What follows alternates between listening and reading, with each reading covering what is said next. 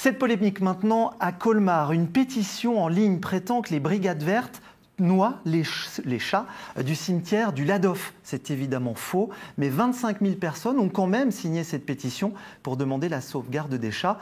Une drôle d'histoire puisque la ville de Colmar est déjà engagée dans une démarche de contrôle et de protection des chats errants qui lui coûte 10 000 € par an. Stéphane Gaudry et Bernard Stemmer.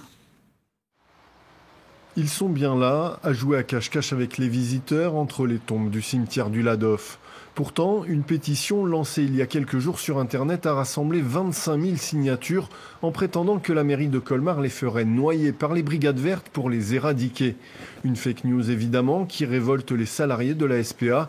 Ici, chaque année, on capture plus de 200 chats errants pour le compte de la communauté d'agglomération de Colmar. Pour les chats non sociables, ils seront stérilisés, identifiés au nom de la SPA et relâchés sur place, donc au cimetière pour le coup.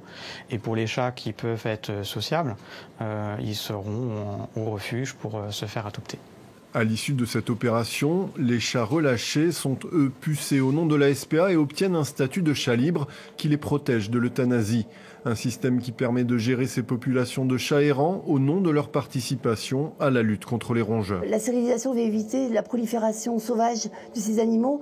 Et comme les chats aussi sont assez territoriaux, ils vont empêcher d'autres colonies de venir sur leur site.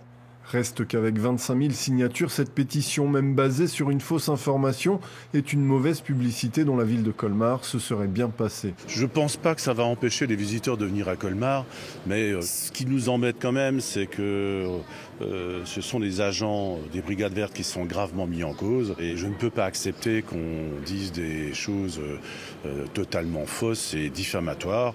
Et donc il y aura des poursuites judiciaires qui vont être engagées. Quant aux chatons capturés au cimetière ces derniers jours, 2 ont déjà été placés en famille d'accueil et 2 adultes ont été relâchés sur site.